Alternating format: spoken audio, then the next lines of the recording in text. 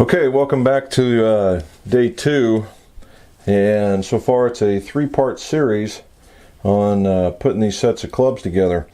And we've discussed some really good stuff in the beginning.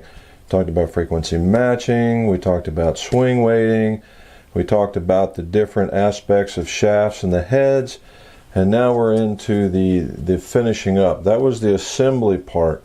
Now we got to make them look good. First things first is, when I mixed up the glue, yeah, that's hard. That's what we want. You don't want it to be mushy when you press down on it, okay? And make sure that when you mix epoxy, you got to stir it for at least 60 seconds in one direction, alternating in directions. And what that does is that makes it more evenly mixed. You take out the bubbles and you don't get any head separation. So anyway, in one of the sections I told you about, we were reaming, and I reamed this one using the cutting wheel, and it brings me to the point of why do I use tape. All right, when we finish the ferrule, I use a felt belt, which is a really good addition to a club maker's arsenal as far as not destroying anything. Now they have what's called a cloth belt, which I have as a backup. Looks a lot like that. Okay, now that can easily scar into a graphite shaft, and because they were available long before the felt belt, I just developed a habit of putting tape around there. Now if you're going to do this by hand and you've got it in a vise and you're doing a using sandpaper and you're going like this, you're certainly going to want to use it on steel and on the hosel, because you know you're going to not just hit the entire ferrule, you're going to hit all the other stuff, so you smooth it out. Hence the need for the tape. So it just becomes a habit for me. It's part of my process, and that's what I do. So what I'm going to do, I've done this, I put tape around all the hosels, and now what you're going to see me do is use my machine, 1x42 felt belt, and we're going to turn into the belt. And it won't take very long because it eats the ferrule pretty good. So stand by.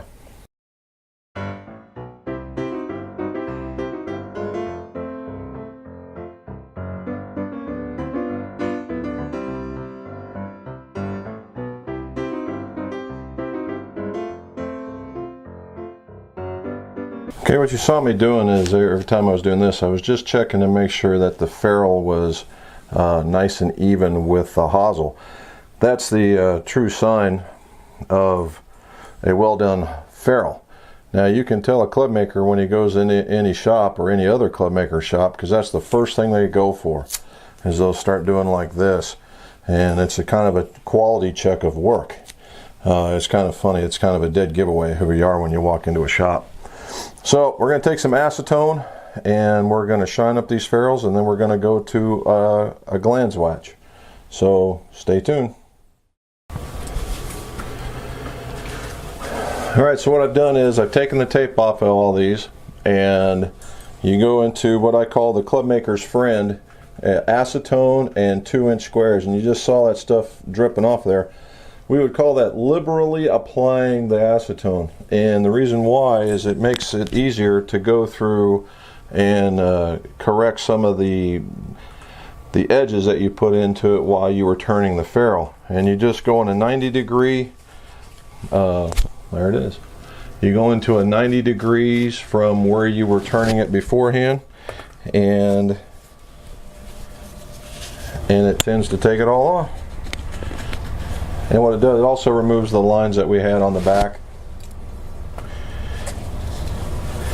And it just keep going, and it leaves a nice shine. Now we'll have to do a little cleanup with the wax. I'm kind of a freak when it comes to these ferrules, but they tend to look good. It's what makes the clubs look good, and so that's what we're going to do. So let's move on to the waxing now. Okay, in times past I've called this glanze watch, W-A-C-H. Okay. But the group, it's called yellow wax, and the group that makes this stuff is Menzerna, M-E-N-Z-E-R-N-A, Menzerna, and then you can get it, and it's a very fine polishing wax, so to speak. And what we do is, because I'm left-handed, so what I had to do is use this as my base, and I'll turn it into that, and then I'm polishing off. You know, it's 90 degrees, polishing off, polishing off, polishing off.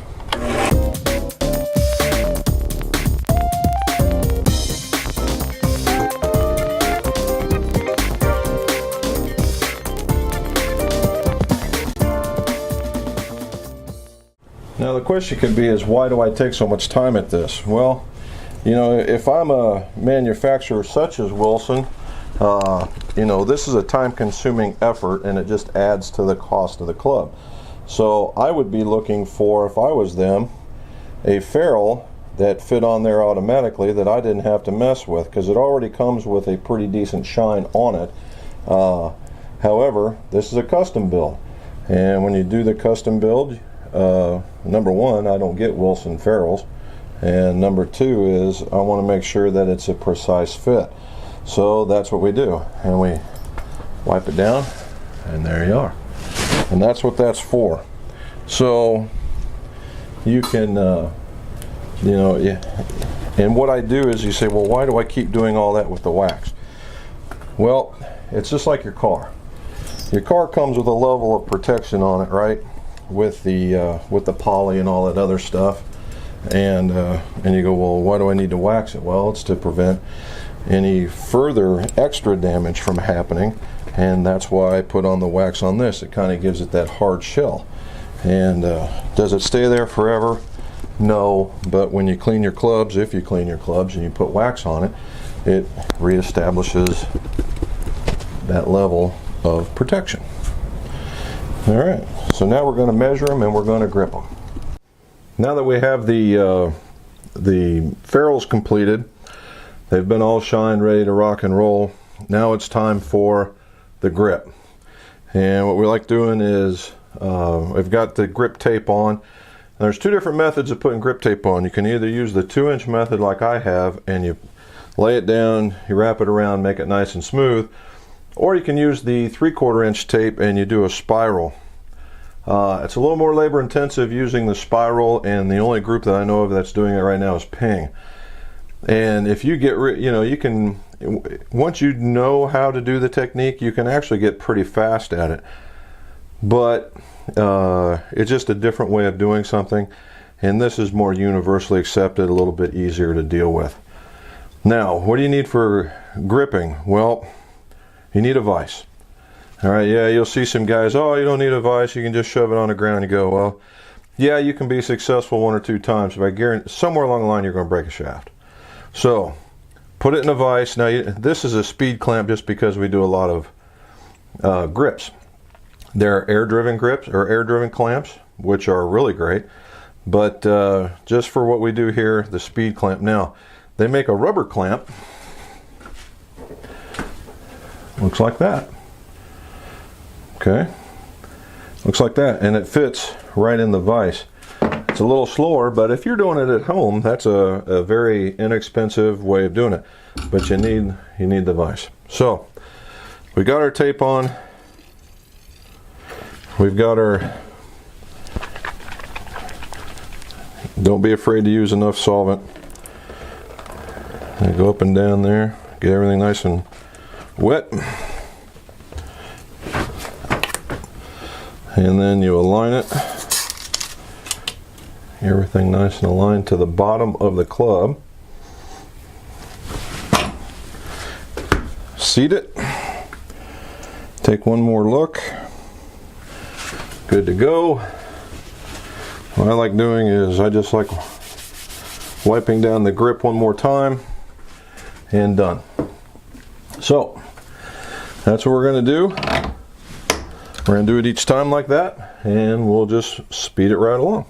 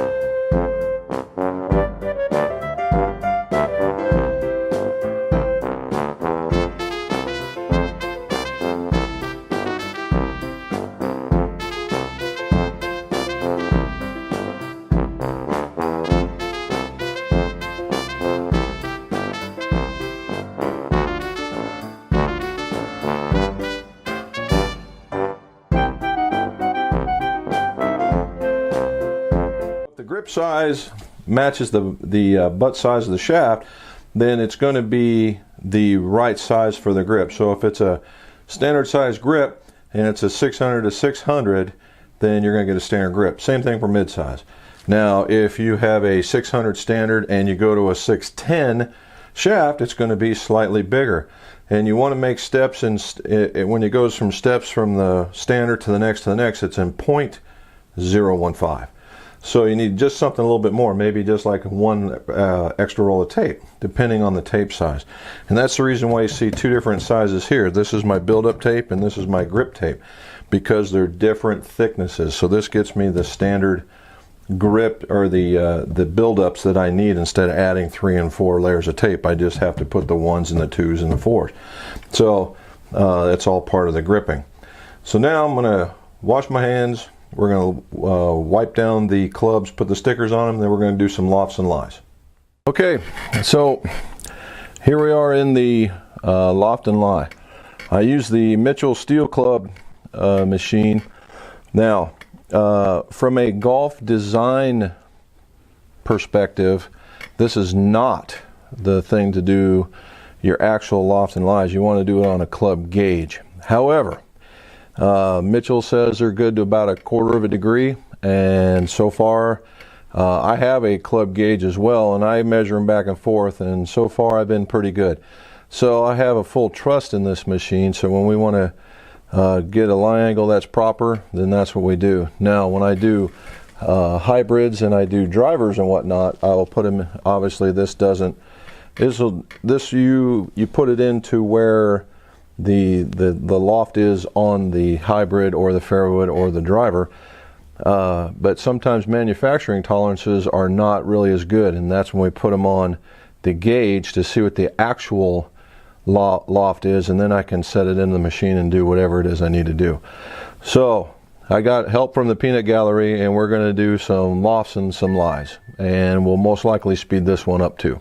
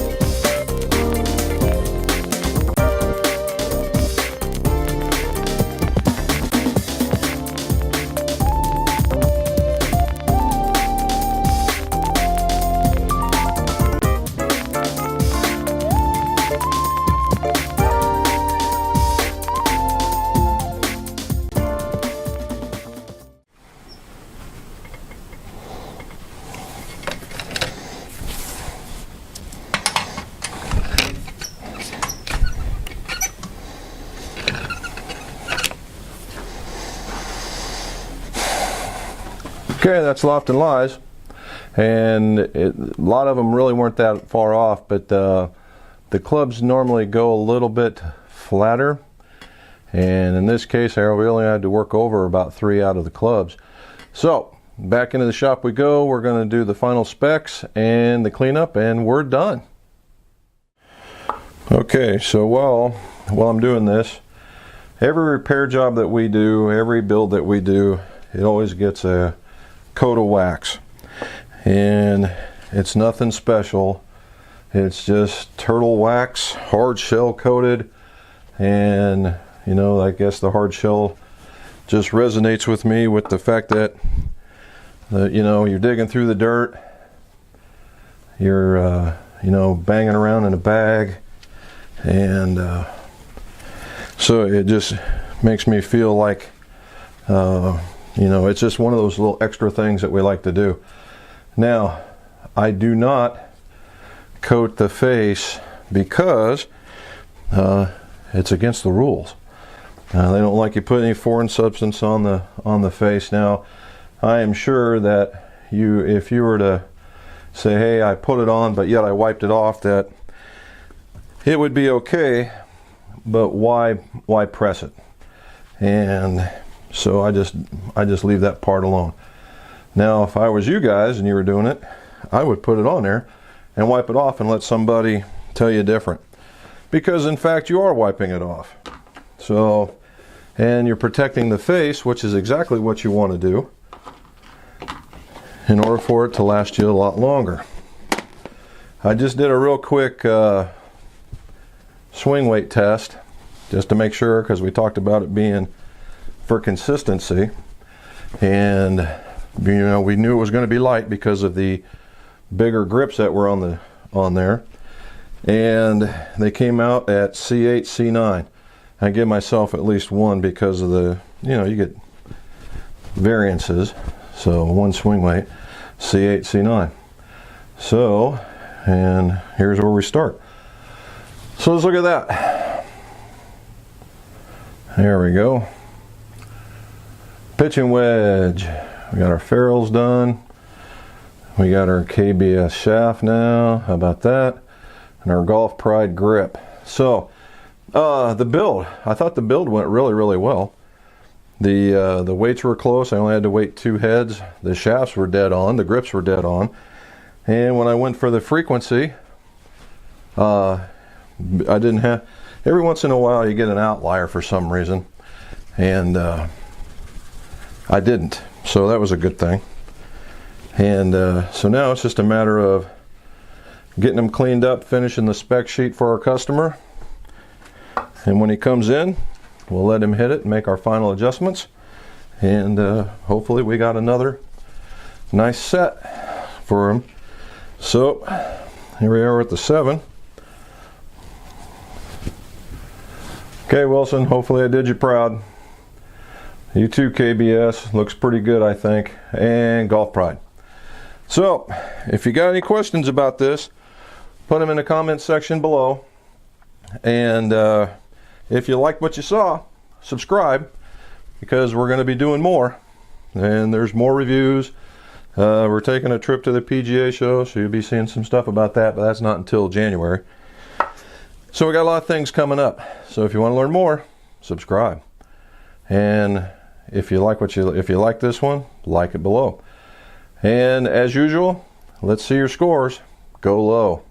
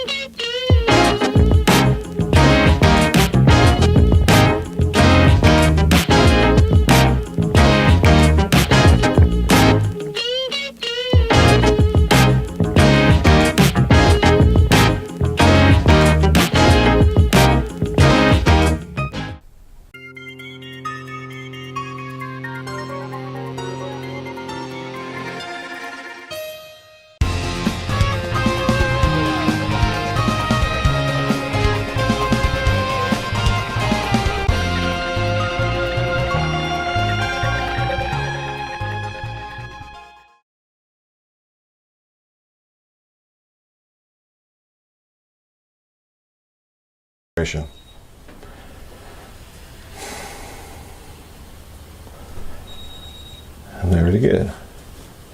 Makes for a good outtake. So that was it, putting on the grips. It's fairly easy. Now the thing you want to remember is when you're doing the grip, you want to check the inside of the grip for the grip size. If the grip size meets the butt size, then the I got the peanut gallery out here.